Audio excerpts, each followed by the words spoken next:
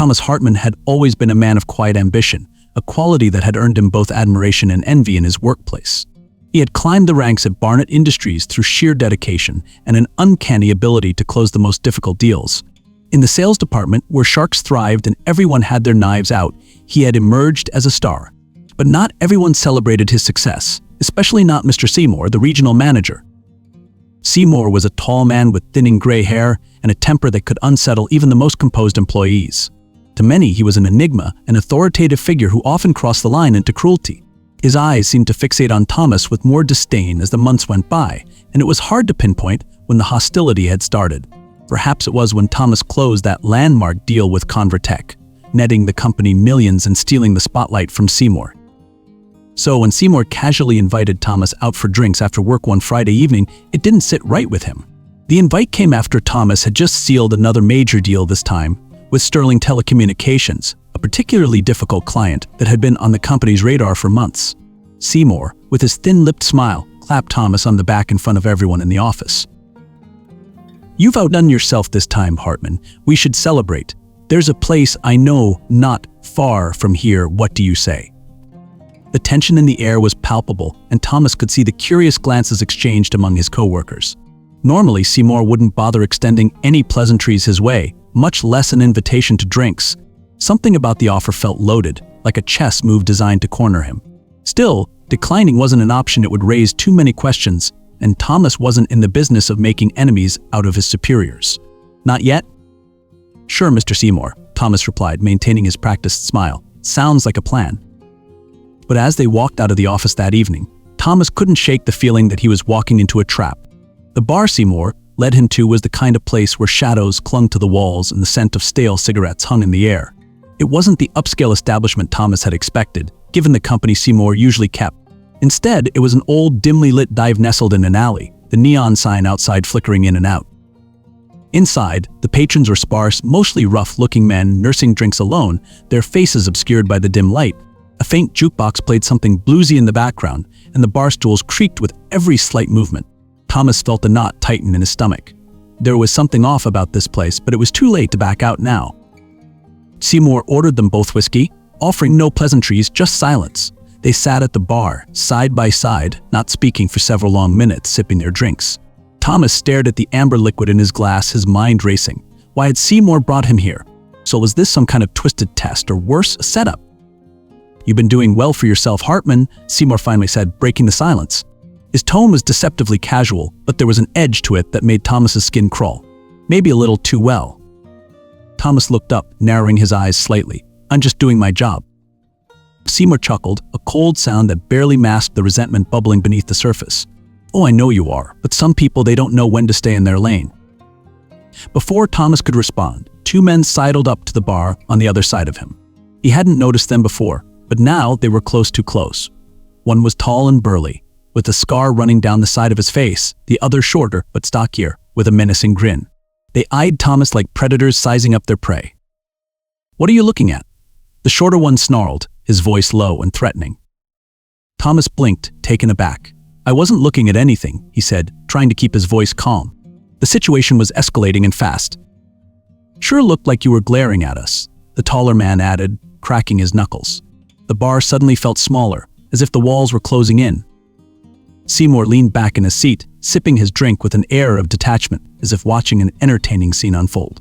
Thomas glanced at him, searching for some kind of clue, but Seymour's expression was unreadable. "I don't want any trouble," Thomas said, turning back to the men. His heart pounded in his chest, but he forced himself to stay composed. "Just having a drink with my boss." The shorter man laughed a sharp, bitter sound. "Your boss, huh? Well, your boss ain't gonna save you." Before Thomas could react, the tall man grabbed him by the collar and yanked him off the bar stool. The world spun for a moment as he was slammed against the wall, the man's breath hot against his face. Pain exploded across Thomas's cheek as the shorter man's fist connected with his face. The bar seemed to grow quieter, as if the few patrons were too used to this kind of violence to intervene. Thomas struggled, his vision blurring, but the two men were too strong, and the punches came in rapid succession. Through the haze of pain, Thomas heard Seymour's voice. "You know, Hartman, I've never liked you," Seymour said, his voice cold, almost amused. "You walk around the office like you own the place, like your success entitles you to something. But you don't belong, not really." Thomas's head pounded as he tried to make sense of Seymour's words. This was personal. It wasn't just about work, it was about control, power, and Seymour's ego. As the two men continued their assault, Seymour watched with a twisted smile on his face. It was clear now, this wasn't a random bar fight. Seymour had orchestrated this. "You're pathetic," Seymour sneered, raising his glass to his lips. "I hired these guys to teach you a lesson. Figured a little humility would do you some good."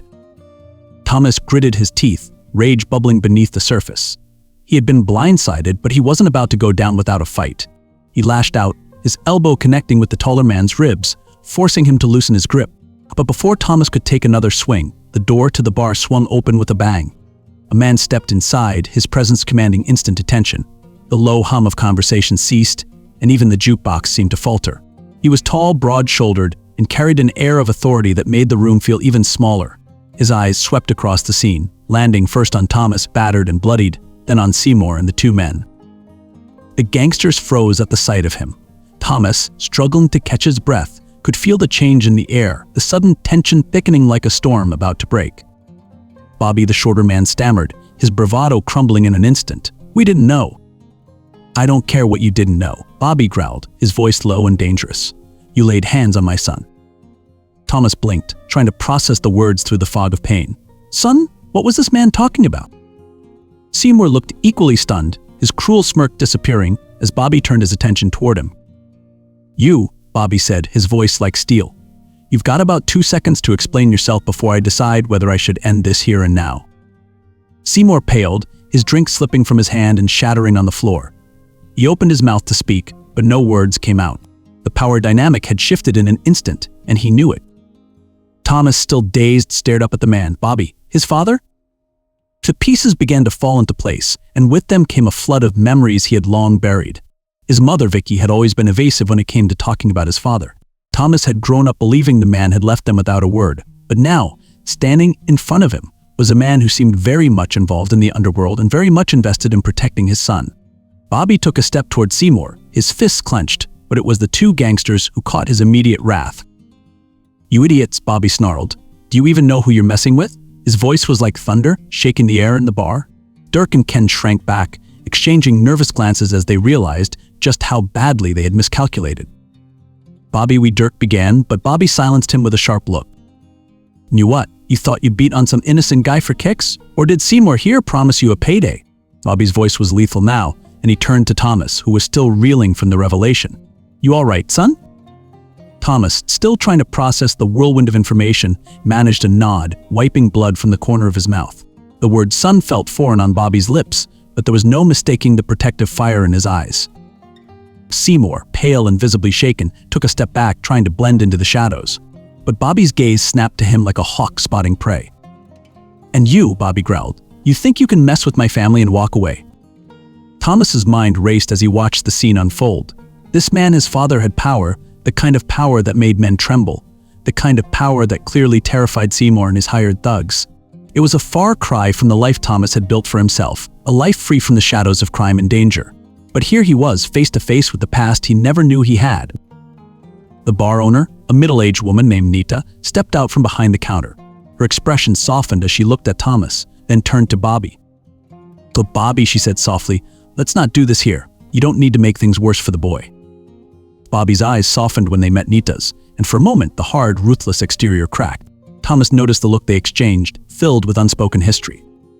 "Nita's right," Bobby finally said, his voice quiet but firm. He turned to Seymour and the two thugs. "Get out, now." Seymour stumbled, his bravado completely shattered. He scrambled for the door, Dirk and Ken closed behind, their tails firmly tucked between their legs. As the door swung shut behind them, the bar fell silent once again. Thomas sat in stunned silence as Bobby took the stool next to him. The intensity of the moment had subsided, but the weight of the truth pressed down on him. This man was his father, the father he had never known. "I suppose you have questions," Bobby said, not looking at him, but at the half-empty whiskey glass on the bar. Thomas nodded slowly. His mind swirled with memories of his childhood, his mother, Vicky, her struggles, her determination to raise him on her own. All those times he'd asked about his father and received only vague, distant answers. Now he understood why. Thomas cleared his throat, his voice raspy from the tension. "Why now? Why show up like this after all these years?" Bobby sighed, the sound heavy with the weight of a lifetime of regrets. He finally met Thomas's eyes, and the depth of sadness in them caught Thomas off guard. "I didn't think you'd ever need me.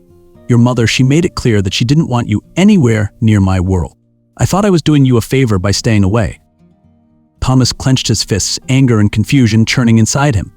"A favor? You think leaving me and Mom behind was some kind of noble act?" We struggled. And now you just show up out of nowhere, acting like you can fix everything. Bobby's jaw tightened, and for a moment the hardened gangster facade returned. "You think I don't know that? You think I haven't lived with the guilt every damn day?" His voice cracked slightly, betraying the raw emotion beneath the surface. "Your mother left because she knew who I was becoming? I couldn't blame her for that. But believe me, son, I never wanted you to live in my shadow." The air between them was thick with unsaid things. Thomas struggled to reconcile the image of this man, his father, with the one his mother had indirectly painted over the years.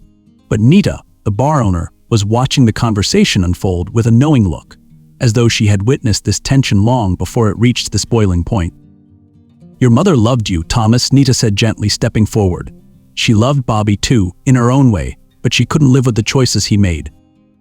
Thomas turned to her, surprised by her familiarity with his past. "How do you know all this?" Nita smiled sadly. "I knew your mother well. Vicky was like a sister to me. We grew up in this neighborhood back when things weren't so complicated." She glanced at Bobby, the unspoken history between them clearer now. When Bobby started getting mixed up with the wrong people, Vicky tried to make it work. But the deeper he got into that life, the more she knew she had to leave, for your sake. Bobby shook his head, his expression pained. "She tried to save me, Thomas, but by the time I realized what I was losing, it was too late.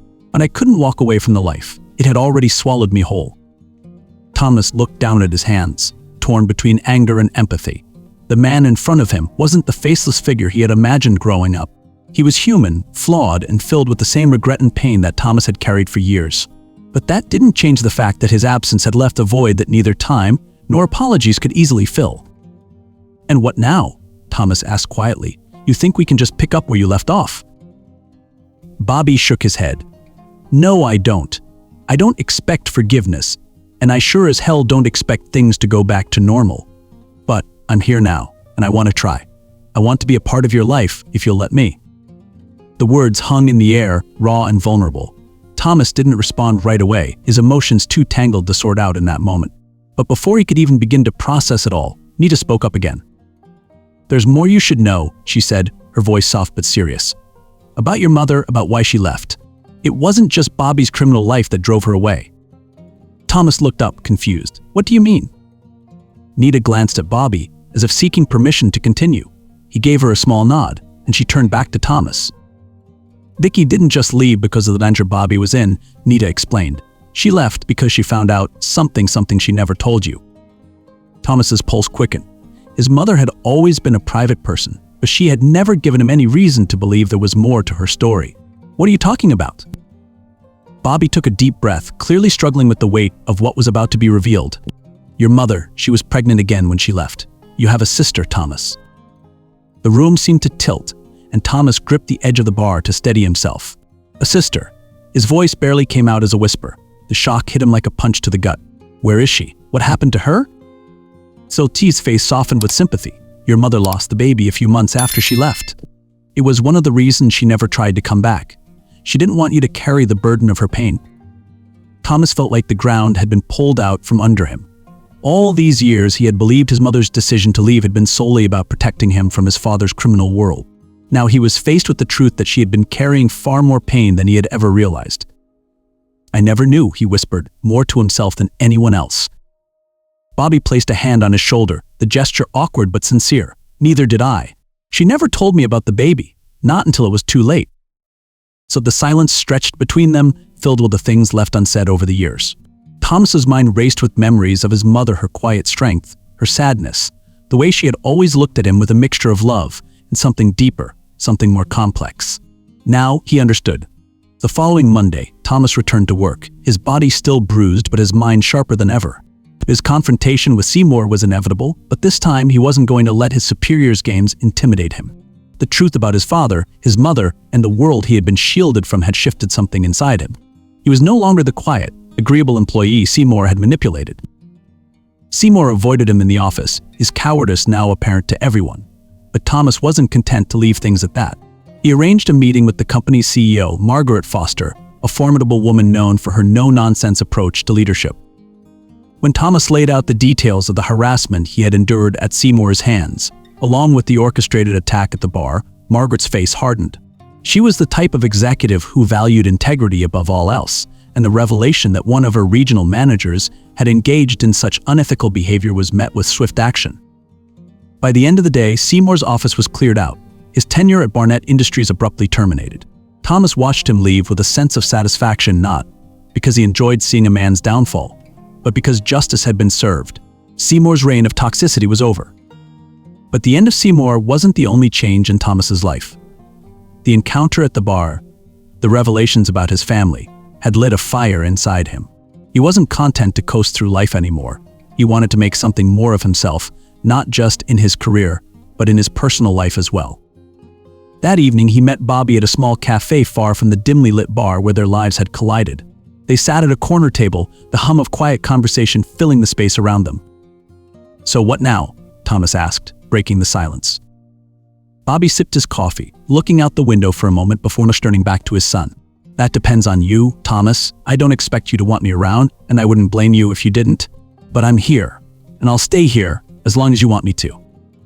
Thomas looked down at his hands, the weight of the decision heavy on his shoulders. If forgiveness didn't come easily, and the scars of the past were still fresh, but at the same time, he couldn't deny the connection he felt to this man, his father. Despite everything, there was a part of him that wanted to rebuild something from the ashes of the past. "I don't know where this goes," Thomas admitted, his voice quiet but firm, "but I'm willing to try." So Bobby nodded, a hint of relief flickering in his eyes. "That's all I can ask." Months passed, and slowly, Thomas and Bobby began to rebuild their relationship. It wasn't easy, and there were moments when the weight of the past threatened to tear them apart again. But they kept at it, piece by piece, trying to forge something new. Thomas's career at Barnett Industries continued to thrive, and with Seymour gone, the atmosphere in the office lightened. He found himself taking on more leadership roles, mentoring younger employees, and feeling more confident in his abilities. The lessons he had learned from his family's complex history about loyalty, betrayal, and redemption made him a stronger person, both professionally and personally. And as for Bobby, he slowly distanced himself from the criminal life that had once consumed him. Though with Nita's support, he found new ways to channel his energy, working in the community and helping at-risk youth avoid the path he had once walked. In the end, Thomas learned that redemption wasn't a single act. It was a process, a journey of small steps and hard choices.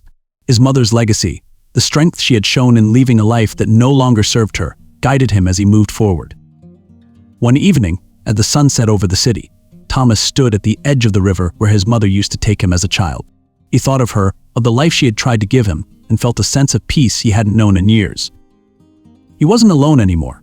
He had his father, his work, and most of all, he had himself stronger, wiser, and ready for whatever came next. The past, with all its secrets and pain, no longer had power over him. It was time to move forward into the future with hope. If this story resonated with you, don't forget to subscribe, give it a thumbs up, hit the bell, and drop a comment. Your feedback is greatly appreciated.